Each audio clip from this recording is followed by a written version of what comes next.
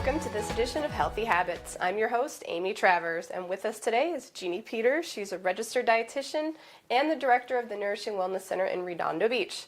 Today, Jeannie is going to talk to us about pregnancy nutrition, and we're going to break it down through each trimester and even the fourth trimester, which is the postpartum period. Jeannie, welcome back. It's so great to be here with you. So great to see you, too. It's been like, what, 2 years? 2 years. Well, this is our pregnant mom. Yeah, well, I'm not pregnant anymore. So this topic's really personal to me, as you know, because I had a baby recently, this little guy over here. And when I first got pregnant, I didn't get a lot of dietary advice from my doctor. I was basically told, don't drink alcohol, don't gain a lot of weight, and take your prenatals. And as you know, there's so much more that goes into a healthy pregnancy. One of the first things is it's really great if you could have met with a registered dietitian who could have really helped to guide you through those important trimesters. So Jeannie, what would be the first thing you would recommend to someone, let's say, planning on getting pregnant, that's not pregnant yet? I think that's a really key point, is just even in the planning stages, there's so much evidence right now that eating well can actually help improve fertility. So cleaning up your diet helps Absolutely. with fertility for sure. Yes. And then what would be the very first thing that you would recommend any pregnant woman in general to do, not just broken down by trimester, like all the basics, something that carries you through each trimester? Well, we certainly want to stay well hydrated, drinking plenty of water, and then being aware that, your calories do count. So this isn't a time where you just want to feel like you can binge out, on your favorite foods. You want to make those calories count at each trimester. Great. So right away, a lot of water and more calories. And key nutrients, which we'll get into. Great. So right away, we're told to take a prenatal vitamin. Yes. What is the key things we should really be looking for in a good prenatal to get us started?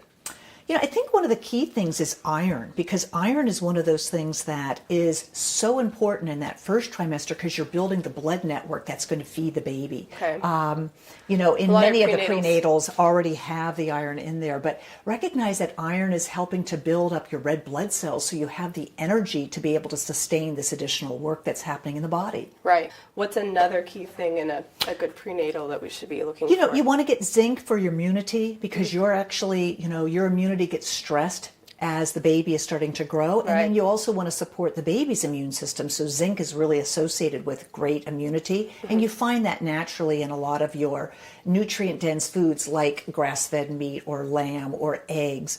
Another food, of course, is folate. So you think of any of your leafy greens, you're going to get plenty of folate. And that's really one of the things that helps to build up the central nervous system.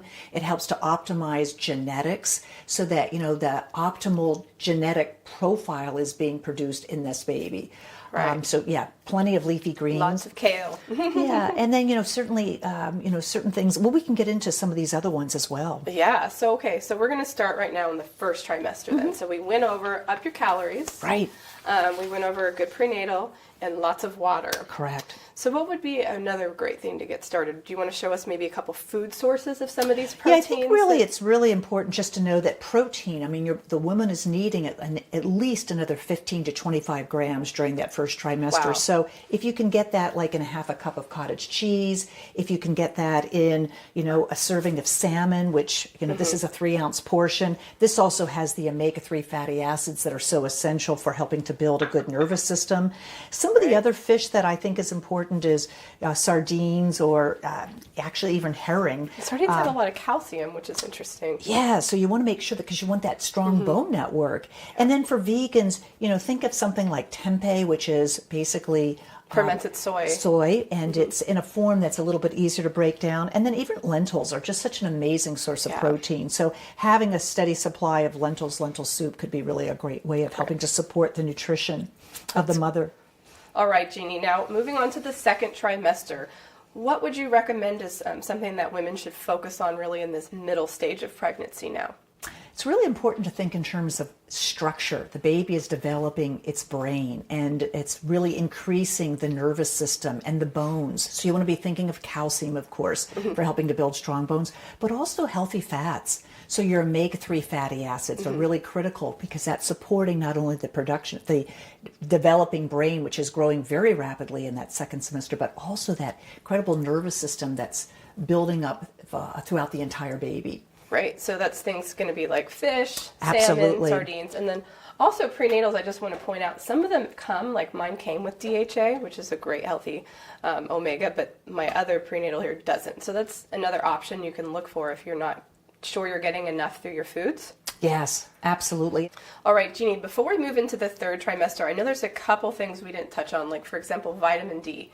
I know a lot can be said about vitamin D supplementation in general, but especially in pregnancy. Well, vitamin D, first of all, it turns on 400 genes, so that helps the baby optimize its full potential. But the second thing is just that we know that women who have very low vitamin D are more likely to have preeclampsia or eclampsia. They're more likely to miscarriage. So vitamin D is really critical for immune building. It's a big deal. Yes. So it's hard to get that from your foods, right? It really is. Vitamin D is one of those things that we naturally got it from the sun. And these days, of course, everybody is living indoors and people are putting lots of sunscreen on, so they're blocking that full spectrum of light. But I think for mothers, it's a great time to allow yourself to get out, take a walk out in nature, and make sure that some of that time, particularly early in the morning or later in the day, you're exposing everything exposed. Exactly. And the next thing I want to touch on is choline. Sure. Choline is really important, and we know that there's not necessarily adequate amounts of it in our prenatal, so it's really important that we're getting extra of that, right, Jeannie? Yeah, and one of the best sources for choline is going to be eggs.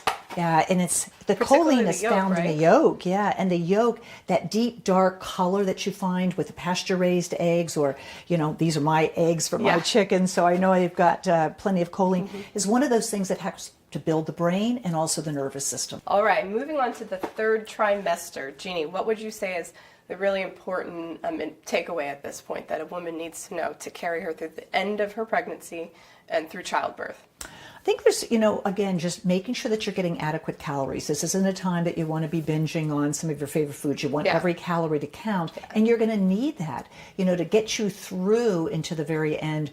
You want to be able to have adequate calories, but also keeping up with your nutrients. And then finally, thinking about certain kinds of foods that you could probably get away with that are now proven to help improve a healthy delivery. And one of those is dates. Yes. Yeah, so there's been studies done that say eating dates, I think it's 36 weeks on, can actually help you dilate faster, which is great because labor can be really long. Yes, and it's miserable.